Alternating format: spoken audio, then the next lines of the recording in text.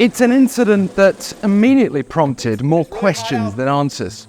How could a US soldier just cross into North Korea? Why would he want to? And what next? Let's piece together what we know about this unauthorized border crossing and see if we can shed some light on those major questions.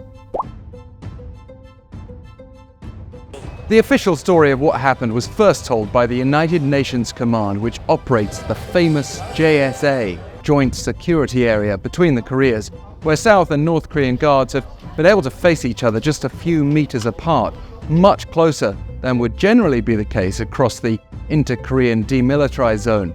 The JSA is also a tourist attraction, though with North Korea closed to tourists since COVID-19, you can only visit from the South Korean side. The UN command released a brief statement Tuesday evening revealing that a US national on a JSA orientation tour crossed without authorization into North Korea. Then reports started to come out in South Korea, claiming the American citizen in question was a soldier, a fact later confirmed by the US. But soldier or not, how does someone on a tour simply cross one of the most heavily fortified borders in the world? Yes, we famously saw US President Donald Trump do so in 2019, but he was accompanied at the JSA by North Korean leader Kim Jong-un. According to another member of this US soldiers tour group, he suddenly ran between buildings to the other side. And at that point, military personnel on the south side would have been prohibited from chasing after him into North Korea. They also wouldn't have been able to use weapons, as both sides agreed to disarm their JSA soldiers under a 2018 inter-Korean agreement. And what's more, North Korean guards have not been visible at the JSA recently, likely due to COVID-19, so the US soldier would have been unattended in North Korea for a surreal few moments at least.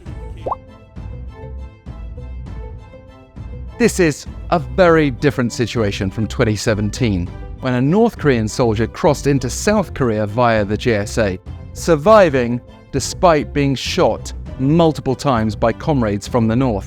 2017 was also the year when American student Otto Warmbier died after being imprisoned in North Korea. But cases of US military personnel willingly going to North Korea without authorization are very rare. One famous case goes back to 1965, when Charles Jenkins abandoned his post in South Korea and crossed the demilitarized zone, later being used for North Korean propaganda and marrying a Japanese abductee in the north. Given the risks and the Otto Warmbier case, why would a US soldier go to North Korea now? The soldier's been identified as Private Second Class Travis King in his early 20s. According to American media, he was recently held in South Korean custody on assault charges, and though released, he reportedly faced further US military disciplinary action.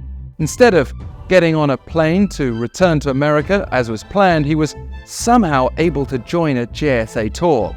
An eyewitness account also reveals that he laughed loudly just as he crossed to the North Korean side of the JSA.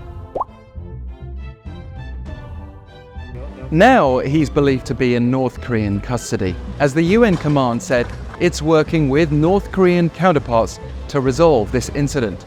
It may be that Pyongyang sees an opportunity here.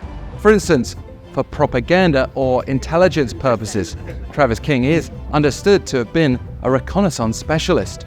The North might also try to use him as a kind of leverage, having been upset by Tuesday's deployment of an American nuclear-capable submarine to South Korea for the first time in over 4 decades, and responded with an overnight ballistic missile test. Given the current stalemate in dialogue between Washington and Pyongyang, this unexpected JSA incident might just trigger the resumption of talks. While we await further developments, please like, subscribe, share, and comment if you want to have your say. Your support is much appreciated and allows us to keep you up to date on everything in and around Korea.